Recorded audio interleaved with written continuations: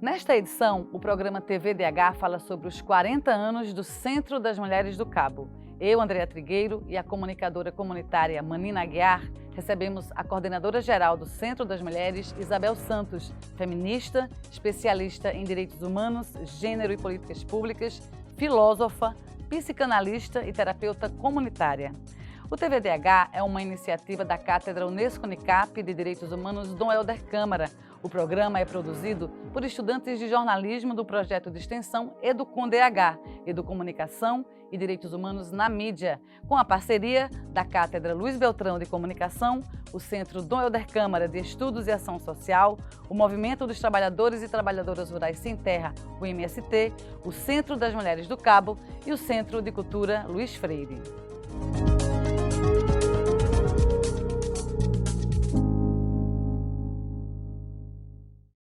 Feminismo popular de base comunitária. O enfrentamento à violência de gênero que intersecciona com questões de raça e classe.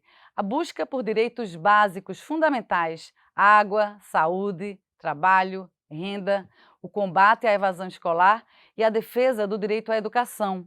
O enfrentamento ao abuso e à exploração sexual de crianças e adolescentes. O fim da violência contra a mulher, mulher e poder.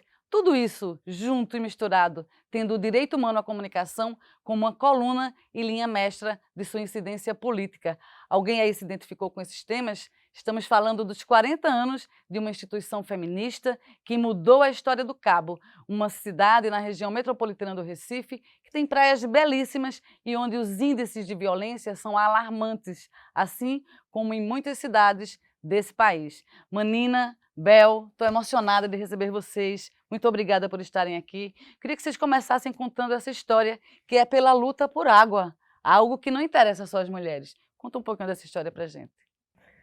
Então, é isso mesmo. O Centro das Mulheres nasceu da luta das mulheres pela água na torneira, né?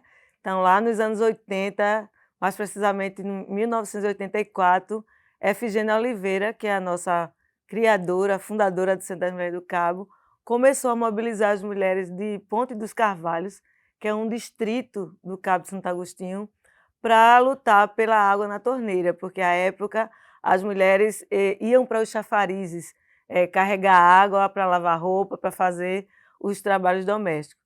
E essa luta foi mobilizando as mulheres por outras lutas.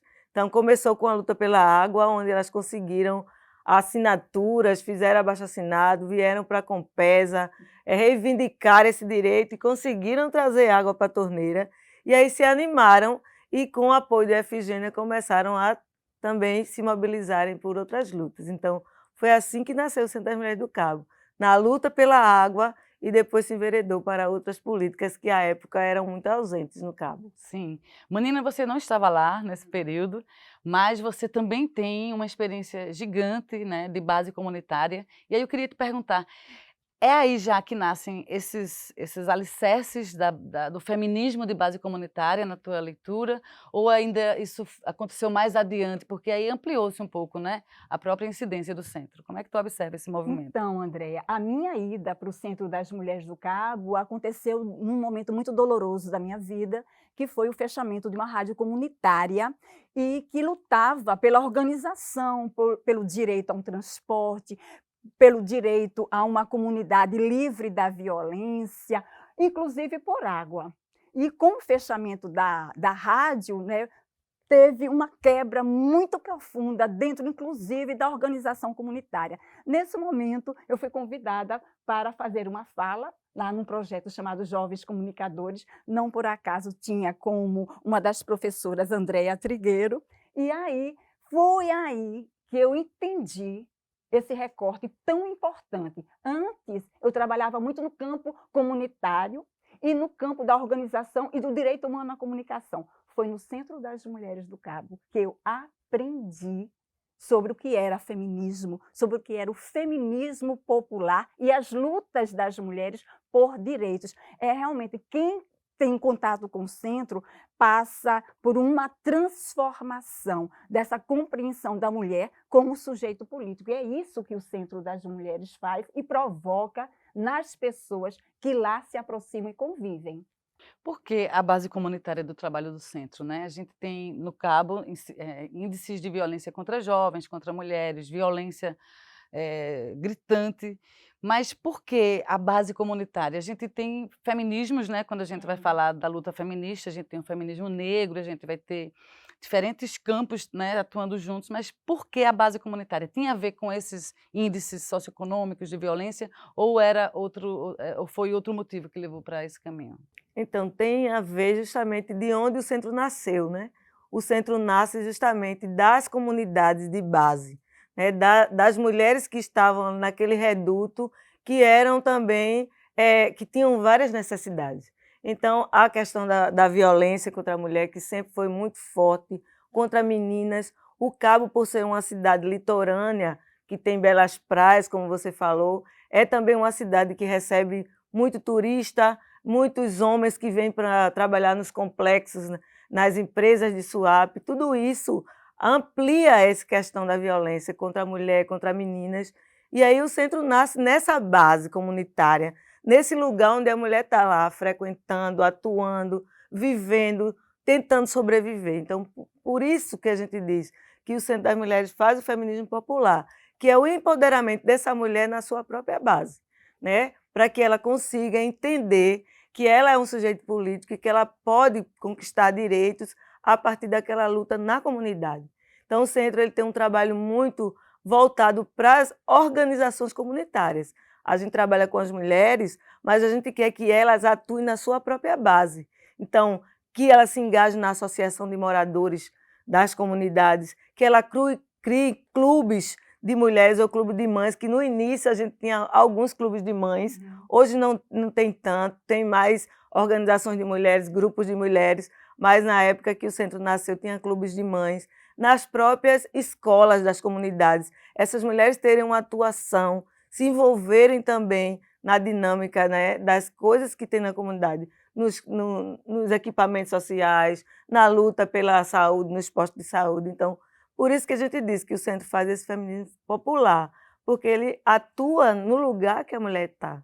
Ele vai lá para fazer com que ela se perceba como esse sujeito de direito que possa se empoderar e incidir politicamente para melhorar as condições de vida. Isabel, e o centro atua dentro da vida das mulheres, né? Dentro dessa proposta de transformação. E elas se perceberam nesse caminhar que sozinha a luta é muito mais difícil, mas quando elas se encontram, refletem sobre a situação, se posicionam e buscam seus direitos, aí as lutas são diárias, mas as conquistas também são, né? Passo a passo, rumo a justamente isso, a fortalecer esse feminismo comunitário das mulheres, das suas lutas diárias.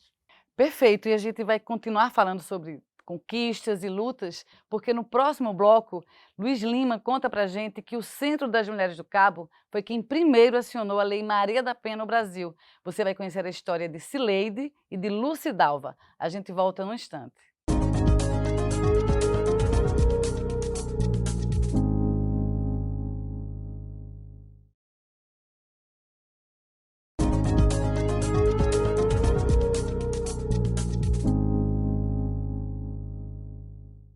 Estamos de volta com o segundo bloco do TVDH, que nesta edição fala sobre os 40 anos do Centro das Mulheres do Cabo. Agora a gente acompanha a reportagem de Luiz Lima com a produção de Rafael Negrão. Até 2006, mulheres que sofriam violência doméstica não tinham uma base de defesa na lei. Sancionada em 7 de agosto daquele ano, a Lei Maria da Penha criou mecanismos para prevenir e punir todas as formas de discriminação contra a mulher. A pernambucana Cileide Cristina, comerciante e moradora do Cabo de Santo Agostinho, conseguiu apoio e reagir, após sofrer violência por 20 anos de seu marido. Ela foi a primeira mulher do Brasil a ser atendida pela Lei Maria da Penha. Eu tinha certeza de que eu não sairia viva daquela violência, né? Porque foram 20 anos de violência sem cessar, sem arrependimento da parte do agressor.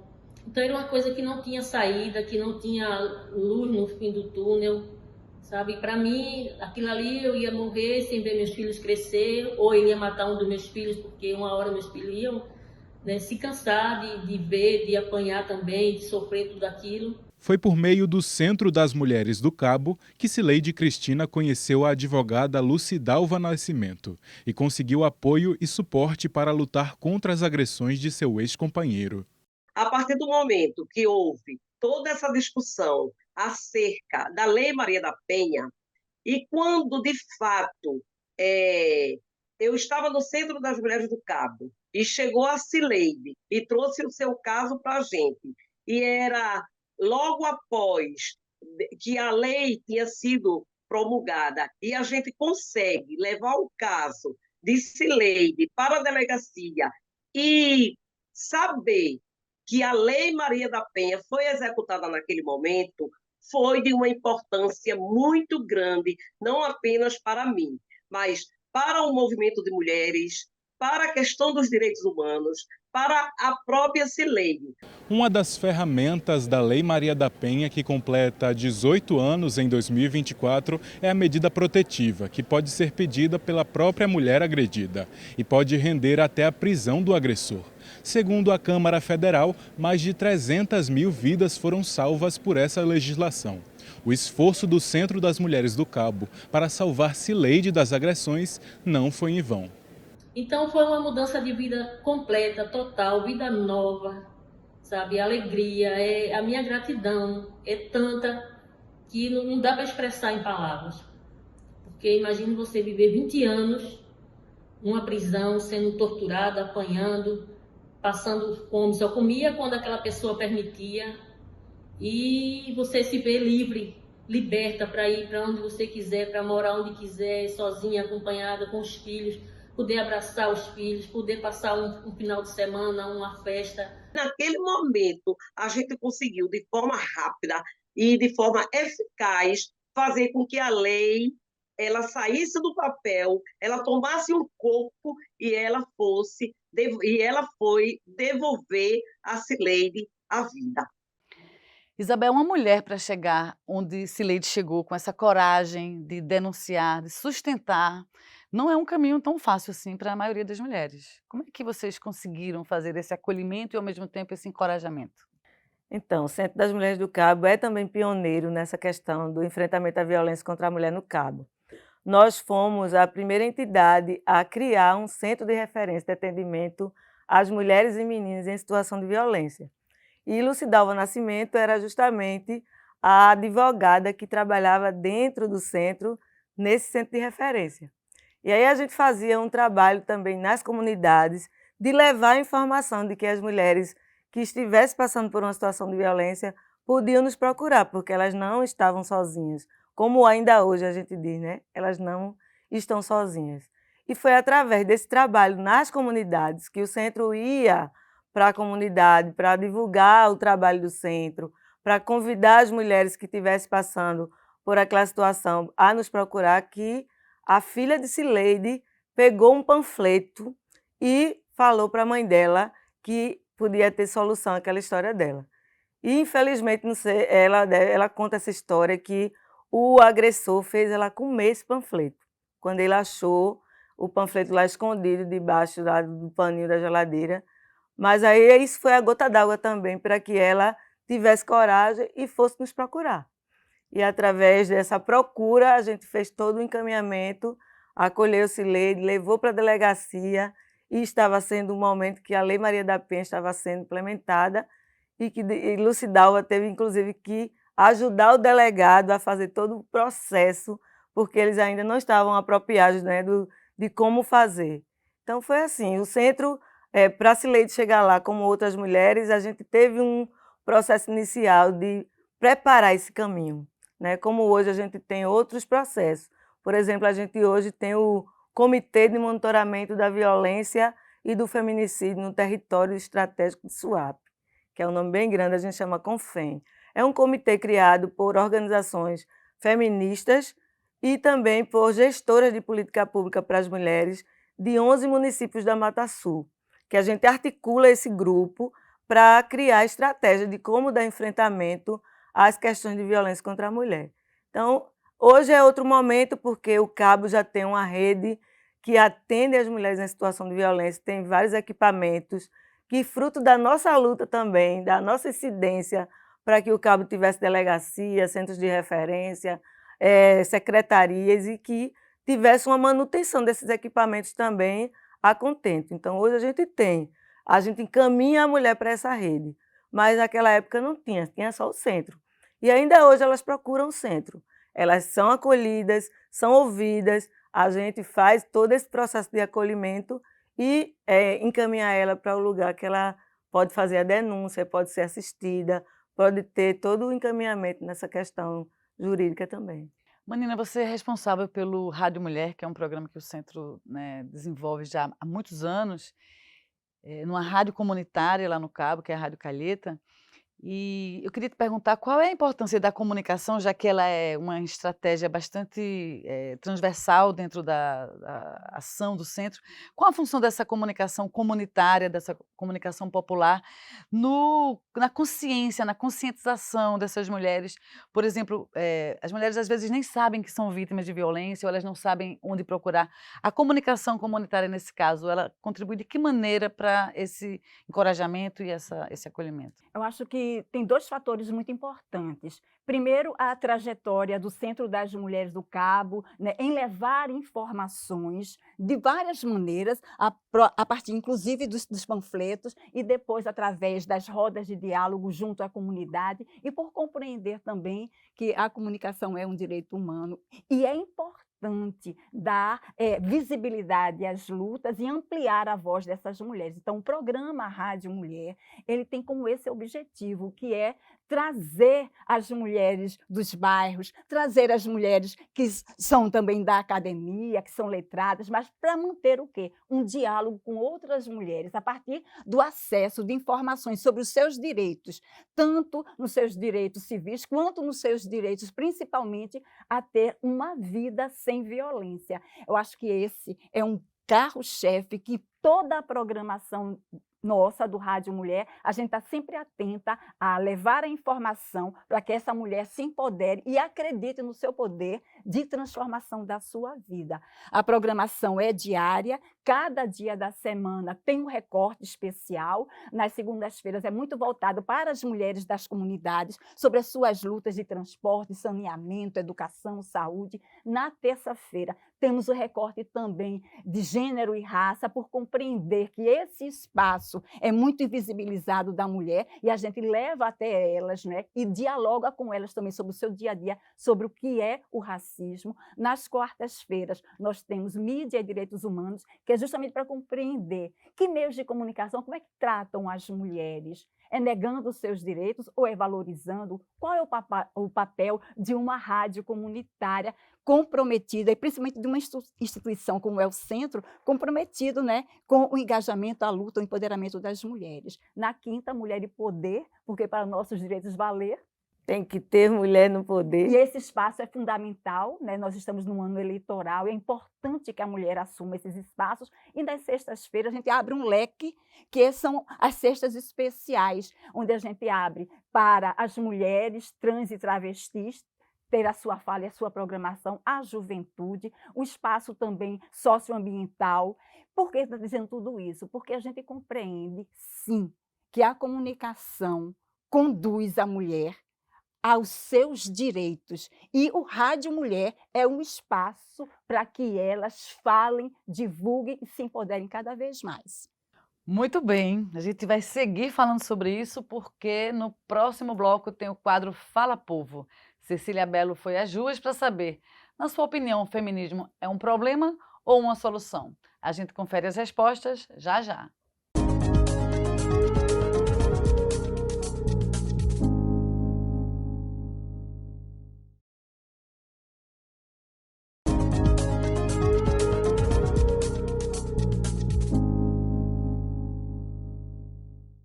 Estamos de volta com o terceiro bloco do TVDH, que nesta edição fala sobre os 40 anos do Centro das Mulheres do Cabo. Agora a gente vai ouvir o que dizem as ruas. É a hora do quadro Fala Povo, com Cecília Bello.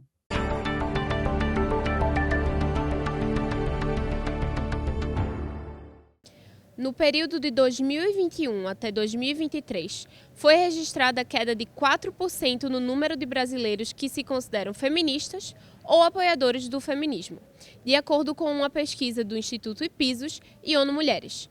Assim, o TVDH foi às ruas para saber: você considera o feminismo problema ou solução? Eu acho que ele só é um problema quando a pessoa não entende direito. Ele pode ser uma solução de muita coisa, mas muita coisa está disseminada aí. Então a pessoa pega a informação que quer. Então acho que se tiver uma informação direita, ele não é um problema. Feminismo é solução. Feminismo é empoderamento da mulher, que é o que eu penso. Feminismo é disseminação de uma cultura onde tenha a mulher como um agente dessa cultura, dessa sociedade, né? Ou seja, os direitos da mulher. Aquilo que elas sempre lutaram e que agora, graças a Deus, estão conseguindo. Hoje em dia a gente precisa pensar em políticas que promovam, devido à violência que ocorre e a tudo que a gente vê sendo relatado de problemas que são assim, problemas devido ao machismo, e eu acho que é a solução, com certeza.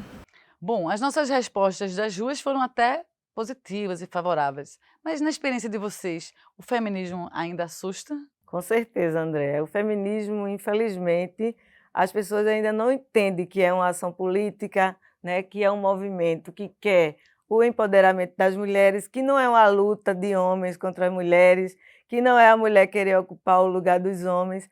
E aí a gente, quando chega, né, com a fala do feminismo, ainda há algumas reações negativas. Mas para isso o centro vem fazendo todo um trabalho, né, de levar para as mulheres e para os homens também, para a juventude, para as meninas, essa questão, né, da importância do feminismo em nossas vidas.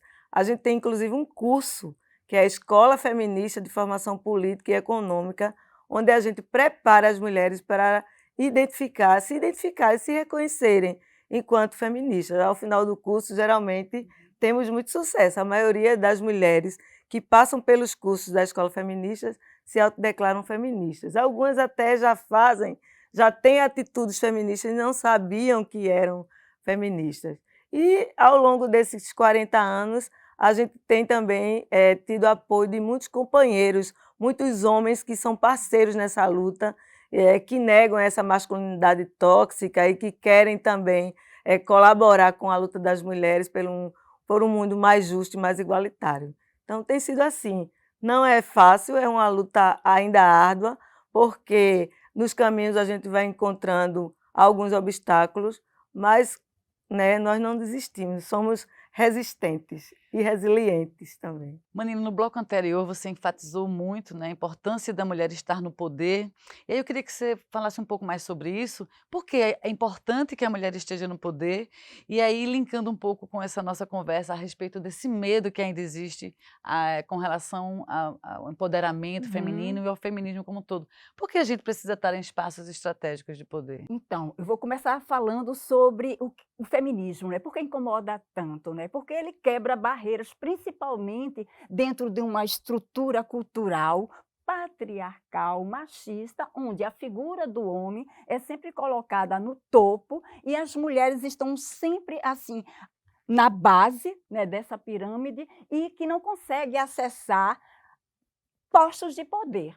Então, a gente compreende que o feminismo vem para garantir que tanto o direito do homem quanto da mulher sejam iguais. E por que é importante, nesse sentido, estarmos nesses espaços de poder, e agora, repito novamente, nesse período eleitoral que o Brasil está passando, é porque é nesse campo do poder representativo que são formadas as leis, que são discutidas as prioridades sobre nossas vidas. E quando a gente diz nossas vidas, realmente são nossas vidas, porque, além de tudo, nós somos maioria populacional e maioria também eleitoral. Somos nós, mulheres. Se nós não estamos lá para definir o que é importante sobre nós, quem já está aí não tem esse comprometimento, não tem demonstrado isso durante décadas, né, e de postos de poder que se perpetuam. Então, precisamos, sim, atingir esse poder, porque nos cabe, e faz muito tempo que a gente precisa estar lá. Muito bem. Nesse sentido, a gente ainda tem números bastante desanimadores, né? A gente ganha menos que os homens fazendo a mesma atividade, a gente é vítima de feminicídio, não é? Os homens não são assassinados pelo simples fato de serem homens. A gente tem ainda cenários que precisam ser revertidos. Como é que a gente consegue, num ano eleitoral, por exemplo, eleger mulheres que consigam atender às nossas pautas e não fortalecer as pautas que já existem, que vão contra os nossos direitos, relacionados aí aos nossos corpos, relacionados à nossa vida pública? Como é que a gente consegue trazer essas mulheres para o poder sem que isso também não seja um prejuízo? Percebe? Como é que a gente faz isso? Pode eleger qualquer mulher ou precisa escolher a dedo? Como é que é? Então, André, isso é uma outra luta nossa, né? É uma luta do feminismo, é uma luta do Centro das Mulheres do Cabo. É justamente mostrar a importância de termos mais mulheres que nos representam nos espaços de poder. Mas não é qualquer mulher, como você disse. É mulher que realmente atenda a essas pautas que nós defendemos. Então, nós costumamos dizer, é importante votar em mulheres feministas, porque essas mulheres feministas, elas vão justamente defender os direitos que nos foram negados durante tanto tempo e que a gente defende. Então, o Centro das Mulheres do Cabo também faz um trabalho de empoderamento político das meninas e mulheres, mostrando a importância do seu voto, né? Porque a gente costuma dizer também, voto não tem preço, mas tem consequência. E essas consequências, ela não vem apenas para a vida de quem votou, mas para a vida de todas as pessoas. Então, quando a gente faz uma má escolha em quem a gente vota, essa escolha, durante 4 anos, a gente vai sofrer todas essas consequências. Então, o empoderamento dessas meninas, por exemplo, esse ano, fizemos um trabalho com adolescentes para que elas pudessem acessar o primeiro voto, tirar o título de eleitoras e votar consciente. Nesse processo, né, de formação dessas meninas, a gente traz também a importância de aumentar as mulheres na participação política, porque ainda somos subrepresentadas. E essa democracia ela não fecha a conta. Se somos maioria de mulheres, como a Mânia falou, maioria de eleitoras, e somos subrepresentadas ainda no espaço de poder, tem alguma coisa que está faltando aí. Então, tem todo um processo de fomentar essa discussão do voto das mulheres nas mulheres, porque, infelizmente, as mulheres ainda estão votando nos homens e eles se perpetuam no poder e não se preocupam com as pautas das mulheres. Então, votar em mulheres feministas e votar naquelas que realmente vão assumir as pautas, né, das nossas vidas, o que a gente quer para melhorar para as mulheres. Muito bom. No próximo bloco tem o quadro Educar para os Direitos Humanos com Alex Souza. É quando as nossas convidadas respondem a uma pergunta feita por você que acompanha o TVDH. A gente volta daqui a pouco.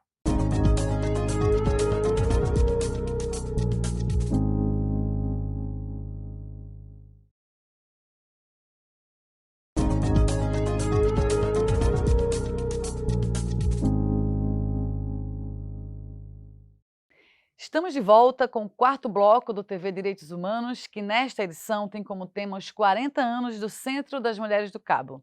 Agora, Isabel e Manina respondem a uma pergunta enviada por quem nos acompanha. É o quadro Educar para os Direitos Humanos com Alex Souza.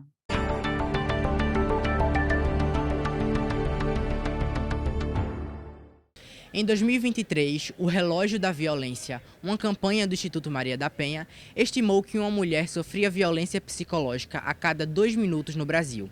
Esse tipo de violência pode incluir manipulação, humilhação e ameaças do agressor que busca causar dano psicológico à vítima. Sobre este assunto, a estudante de jornalismo Sofia Souza tem uma pergunta para ser respondida pelo TVDH de hoje. Violência contra a mulher envolve a autoestima e a busca pelo afeto.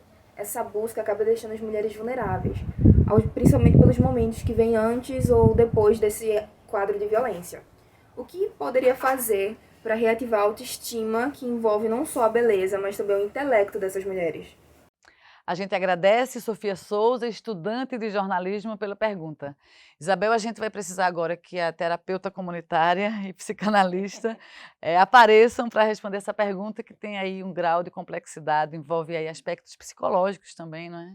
Então, Sofia fez uma pergunta bem interessante, porque geralmente quando a gente fala de violência, vamos só para os finalmente da violência, né? Aquela que aparece, que são as violências físicas.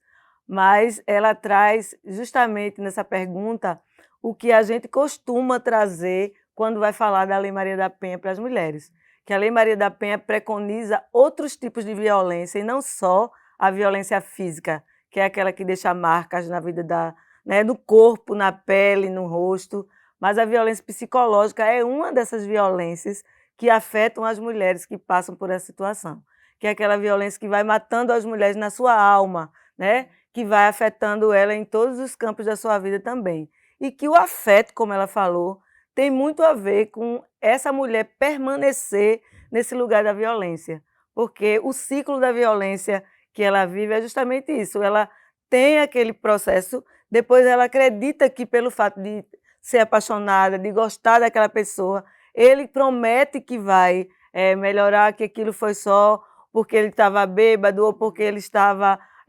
angustiado e que não vai repetir mais. E a mulher, pelo fato de gostar, né, do afeto, como ela falou, ela vai acreditando e se mantendo nesse ciclo de violência. Então, assim, essa violência psicológica ela é muito perigosa.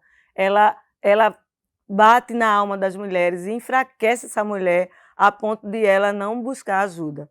Mas a gente tem também feito esse trabalho lá no centro, atendendo mulheres que estão vulneráveis e que estão frágeis, porque a violência também deixa ela fragilizada.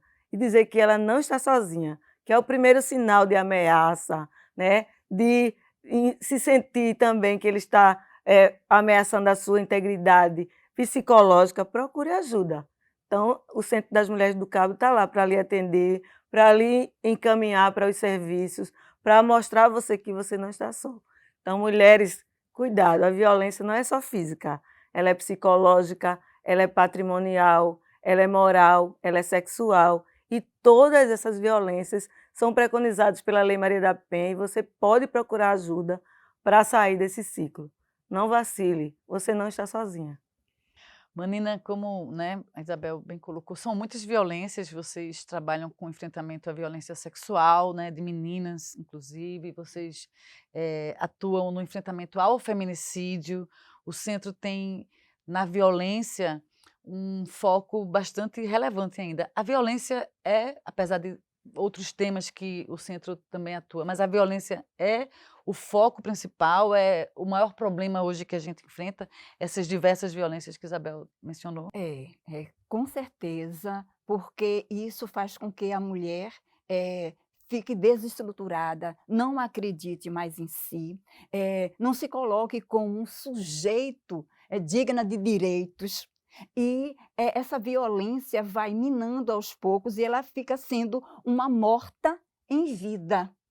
Então, o papel do Centro das Mulheres do Cabo, ao longo desses 40 anos, eu me lembro sempre de uma frase, vou me emocionar, da doutora Lucidalva Nascimento, que foi ela que atendeu vários casos. Então, quando chegava lá no centro, uma mulher arrasada no chão, ela chamava a equipe e dizia: eu quero essa mulher de pé, eu quero que ela saia daqui se sentindo gente, e a gente vai ajudá-la a se ver como isso, porque tinha todo também o aparato psicológico, de assistência social, mas principalmente desse afeto que foi colocado aqui na matéria, desse afeto de uma instituição que acredita e tem demonstrado compromisso e respeito a essas mulheres que procuram ao Centro das Mulheres do Cabo. E você acha que esse acolhimento, esse afeto aí são a receita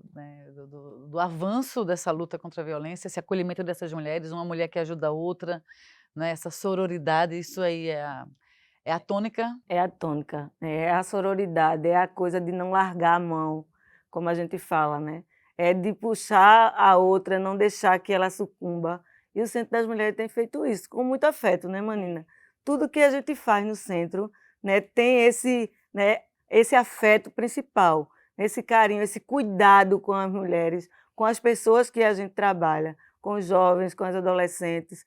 Então, acho que esse fermento que a gente bota, que é o amor, o afeto por o que a gente faz, é que faz com que a gente seja tenha 40 anos de vida, né? E que tenha o reconhecimento também da população do Cabo, né? Nós somos muito respeitados politicamente também e esperamos continuar mais 40 anos com essas novas gerações que estão chegando a dar continuidade a esse trabalho. Muito bem, a gente vai agora para o quinto e último bloco desta edição do programa TV Direitos Humanos. Daqui a pouco a gente está de volta.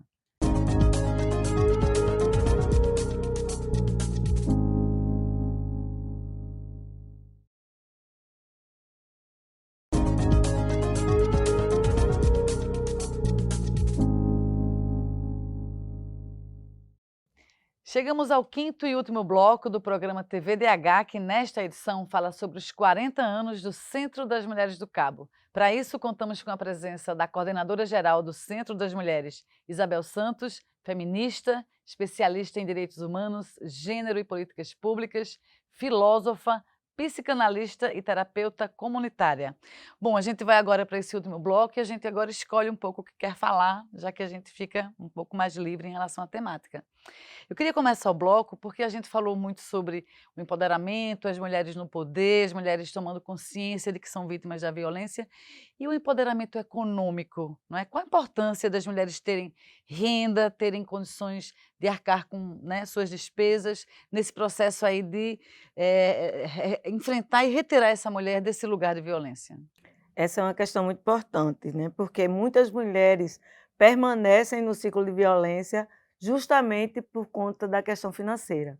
Quando elas não trabalham, quando elas não têm uma renda, que elas têm filhos e filhas, então elas permanecem ali porque eu vou denunciar o pai dos meus filhos, eu vou denunciar meu companheiro, como é que eu vou sobreviver com as crianças? Então o Centro das Mulheres do Cabo, também pensando nessa situação, tem uma linha de atuação em que a gente faz o empoderamento econômico dessas mulheres, através de cursos profissionalizantes, em que ela pode aprender, né, uma profissão, uma coisa que ela pode fazer em casa, sem precisar sair e com seus filhos e filhas e sair dessa situação de violência. Atualmente, por exemplo, a gente está com várias turmas num curso de kit festas. O que é isso? Elas aprendem a fazer doces, salgados, bolos, confeitar bolos, e aí a vender esses kits para as festas, que as pessoas, quando vai fazer aniversário e tal, às vezes, né, compram. Então, tem todo um processo delas produzir, falar sobre a questão financeira, como é que elas vendem, né, também divulgar os produtos. O curso tem todo um material também de marketing que elas podem trabalhar essa questão. E dentro do próprio curso, além dessa parte prática, a gente faz a parte sociopolítica, que é conversar com essas mulheres sobre essas questões da violência contra a mulher, do empoderamento delas, das questões de gênero que afetam a vida dela e que, por isso, elas podem também se manterem nesse lugar. Então, tem formação sociopolítica e formação profissionalizante. É uma das maneiras. Claro que nem sempre a mulher que passa pelo curso ela vai ser uma empreendedora, mas ela vai ter, né, uma saída nessa hora, se ela precisar de ter alguma coisa que ela possa fazer para naquele momento conseguir se manter. E uma coisa interessante, né, também dentro desse processo do empoderamento econômico, como o Bel bem colocou aqui, é que vai gerando outras coisas, né? A própria economia solidária e comunitária, porque ela faz o bolinho para a festa de uma vizinha e aí a renda vai circulando ali na própria comunidade, elas vão sendo também absorvidas pelo mercado informal, né, entre elas mesmas, e também porque tem esse recorte da violência contra a mulher. Muitas permanecem na violência porque não tem condições, não tem renda financeira para manter, para sustentar, porque depende daquele companheiro agressor. E quando elas se veem dentro desse curso, que além de empoderar, né, no trato do fazer a alimentação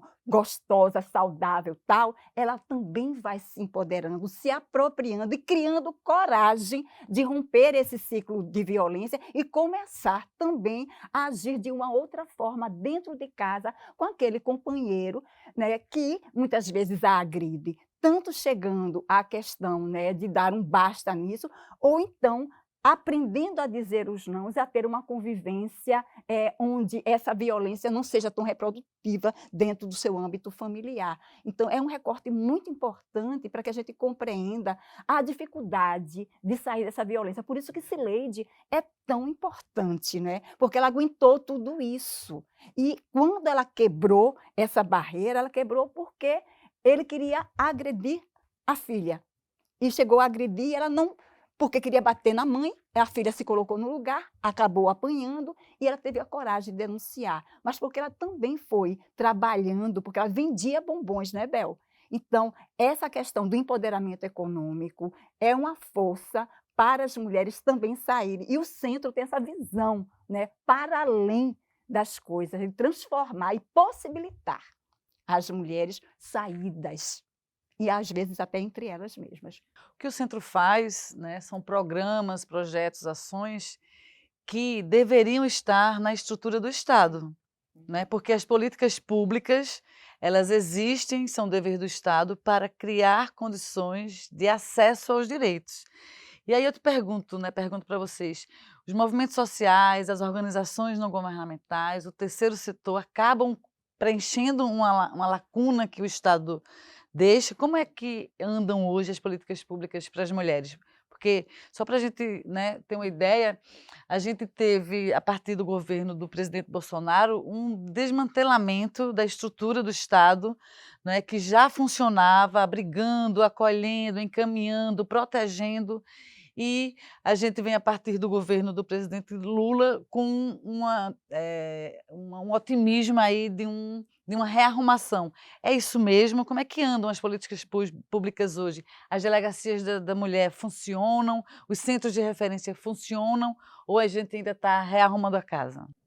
Realmente, a gente teve um desmonte muito grande, né, com o antigo presidente, inclusive o próprio Ministério da Mulher, que foi totalmente desconfigurado, né, colocado dentro de um âmbito de um ministério que abrigava muitas outras ações e não só a visão política para a mulher. Com o governo Lula, esse ministério volta agora, está se reestruturando, está se rearrumando, mas esse reflexo do governo Bolsonaro, ele vai para os municípios e desmonta muita coisa também.